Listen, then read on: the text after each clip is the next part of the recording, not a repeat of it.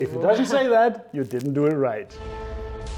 It's a beautiful day in sunny Greece. Well, spring is definitely here. Well, take a look, it's beautiful.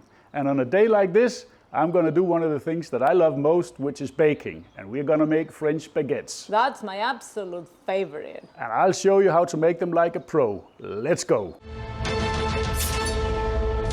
First things first, to make good baguettes, you need to do a pre-ferment. And in this case, we're doing what's called a Poolish. I have here 300 grams of type 00 strong wheat flour and 3 to 4 grams of dry yeast. You only need a little bit, you don't need much. But I want to mix in the yeast in the flour dry. And then I add 300 milliliter of water. So the Poolish is 100% hydration. And all we do is mix it with a spoon. This is going to be very sloppy and wet. And that's the whole idea. This is nice and combined. Have a look here. And this is just wet and sloppy, and that's what we want. Now I'm going to cover this with some cling film and leave it at room temperature overnight so we can continue tomorrow. Welcome back. Our Poolish is ready. So now it's time to proof our yeast as we always do. Teaspoon of sugar, 400 milliliter of lukewarm water, and 14 grams of dry yeast. And now we're just going to mix that in so we can see that our yeast is alive. And we set it aside and wait until we get some foam and bubbles on the surface. Next, we have to add our Poolish to our stand mixer, but first take a look at that. Nice and bubbly, and that's how it has to look the day after, and it smells nice and yeasty. So let's get that in. And we add our water with our yeast, because before we add anything else, we want to break up the Poolish with our spatula to make it a little bit easier to combine everything here. Looks good. Then I have 700 grams of flour. The usual suspect. The usual suspect, type 00 wheat flour, same as we used for the Poolish, of course. And then 25 grams of salt. It sounds like a lot, but since we're not adding any salt on top of these breads, then we want them to have some saltiness inside. We add that to our stand mixer. There we go. And then we combine this on low until everything is fully combined. Then we switch it to medium and let it knead until the dough releases from the bowl. That will take 8 to 10 minutes. Let's give it a check. The dough is looking nice. Let's get that released here. You see how it has released from the sides of the bowl. Now we want to transfer this to a lightly oiled, wider bowl, because this one is very narrow and then it's difficult to do the next step with a flip and fold. So just a little bit of olive oil in a wide bowl. And in we go. Beautiful. And now we cover this and let it rest for half an hour, 40 minutes until double in size. Let's have a look. See how we're doing. Oh, it's more than double in size, really big. That baby grew. Now we're going to give this one flip and fold up and over itself. And we're only going to do this once because we used the stand mixer, so we already have quite a good developed gluten network in this dough. Wow, it's really strong. That's a nice dough. This is going to be some really good baguettes. And put it into a taut round ball like this. And we give it another half hour, and then we are ready to shape. Let's sneak a peek here. Wow, that has actually tripled in size. Really beautiful. Anyway, now I'm going to lightly flour our work surfaces here. I don't want too much flour, but it will stick if we don't put anything. I'm going to use this as a work surface, and these, I'm going to rest them here. So on top of our dough, coating of flour so I can release the dough from the bowl. And don't forget the tools, because they will also stick. Just like that. And then let me see if I can flip it out so you can see what goes on here. Wow, that's massive. Yeah, it's really big. We have 1,700 grams of dough.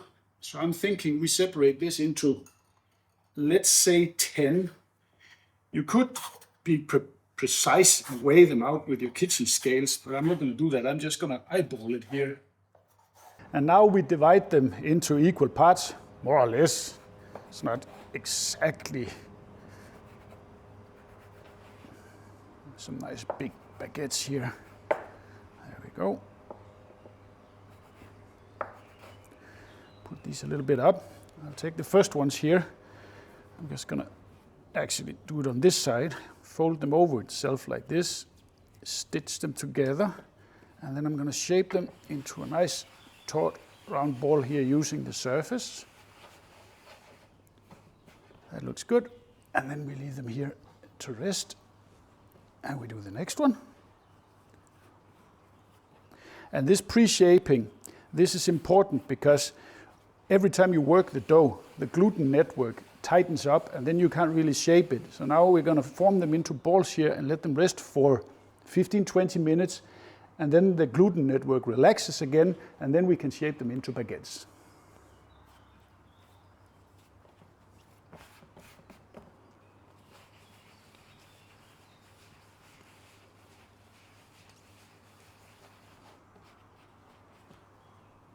Our dough balls have rested, so it's time to do the final shaping. Look how beautiful they are. Get one of these, flip it upside down, and then punch it out into a rectangular shape like this. Pull it a little bit. And then you roll from the top like this, and you punch, so you create like a seam with your fingertips here, down to the last bit. And once you have that closed like this, then we're going to roll it out to a baguette size and we apply more and more pressure so we taper the ends like this. And that looks good. Now we can still see where the seam was and we're going to place it here, seam side down. I have folded baking paper like this to simulate a couche, which is what you would use in a bakery, which is a thick linen cloth where you would proof them. But this you can do at home because most people, they don't have a couche. On to the next one. Stretch a little bit and roll over and close it there, create a seam. And there, punch it down, create that seam there and make sure it's tight. And then roll them out like this and taper the ends.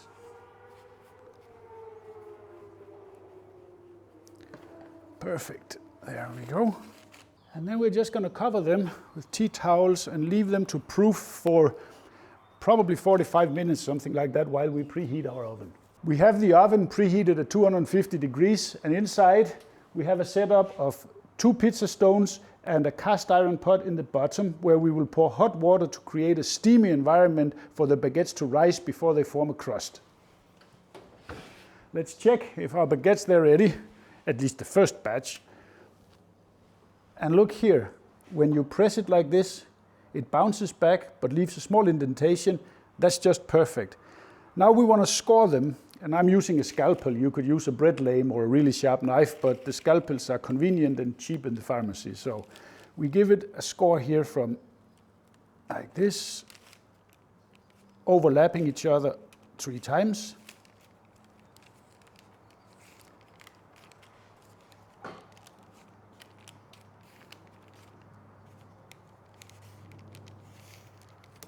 That. And then let's get them on our pizza peel here so we can get them in the oven. Perfect. And here we go into the oven and hot water.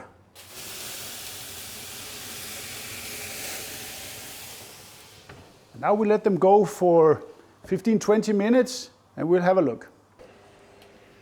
Pull them out so you can see. They are just gorgeous. They are done. They are golden. They are golden and nice. And listen, really nice. Perfect. Out they go. And now we let them cool off a little bit before we're going to give them a taste. Is there anything better than a fresh, warm baguette? Not even a little bit. And look at this, it's just beautiful, picture perfect. But what you really have to do here is, I hope you can hear this. Oh. If it doesn't say that, you didn't do it right. So let me break bread here so we can see how it looks on the inside. It's just beautiful and lukewarm and nice. And then what you want to do, you want to dip it in some really good extra virgin olive oil and just dig in. I'm jealous. I want also. The crust is perfect, and that's because of the steam. The inside is fluffy and excellent. This is a perfect homemade baguette. Try it out.